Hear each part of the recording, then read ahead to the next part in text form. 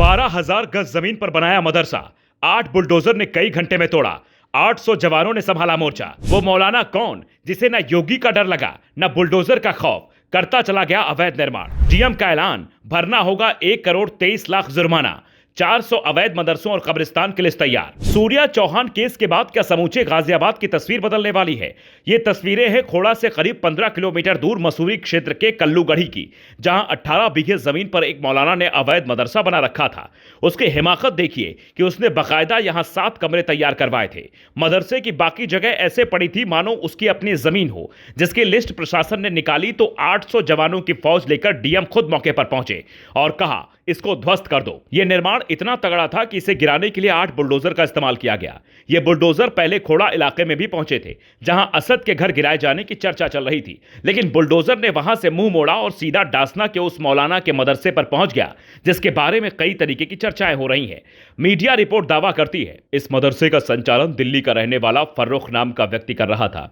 उसकी फंडिंग कहां से हुई, किसके कहने पर उसने जमीन कब्जाई, इसकी भी जांच हो सकती है। आखिर इतने बड़े स्तर पर पैसा कहां से आया, यह जांच का विषय है, क्योंकि कब्जा मुक्त कराई गई जमीन की कीमत करीब 25 करोड़ रुपए बताई जा रही है। डीएम रविंद्र कुमार कहते हैं, मसूरी में करीब 5 हेक्टेयर सरकारी भूमि दर्ज है। इसमें करीब 1 हेक्टेयर भूमि पर मदरसा नबिया इस्लाम ने अवैध कब्जा कर लिया था। कब्जे वाली जमीन पर 7 कमरे और अन्य निर्माण ढहा दिए गए।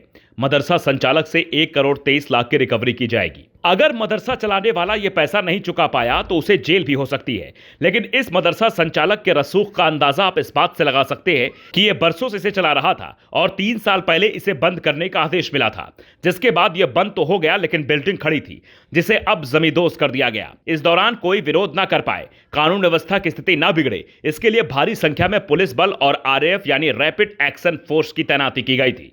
और ऐसी ही तस्वीर आपको आने वाले दिनों में गाजियाबाद के कई और हिस्सों में देखने को मिल सकती है, क्योंकि दैनिक जागरण अपनी रिपोर्ट में दावा करता है गाजियाबाद में लगभग 400 मदरसे, कब्रिस्तान सरकारी जमीन पर बने हैं, जिनकी लिस्ट अल्पसंख्यक कल्याण विभाग ने तैयार की है। उम्मीद पोर्टल पर ऐसे 323 वक्फ संपत्तियों का सूचीकरण रद्द हुआ है। दावेदारों को दस्तावेज जमा करने के लिए 5 जून तक का समय मिला है। 5 जून के बाद अवैध मदरसों पर कार्रवाई और तेज हो सकती है।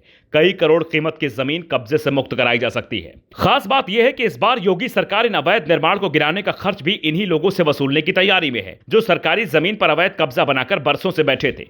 खास तौर पर खोड़ा का वो इलाका जहां सूर्या चौहान के साथ असद ने इतनी बड़ी घटना की, वहां विशेष सत्यापन अभियान चलाया जा रहा है। करीब 1600 अपराधियों को पुलिस गली दर गली ढूंढ रही है। कई थानों में सत्यापन की लाइन लग रही है, तो कहीं बुलडोजर एक्शन की आहट भी सुनाई देने लगी है। इस पूरी कार्रवाई को आप कैसे देखते हैं? आपके नजरिए से अवैध कब्जाधारियों पर और क्या एक्शन होने वाला है? अपनी राय भी दे सकते हैं। Bureau report, global Bharat TV.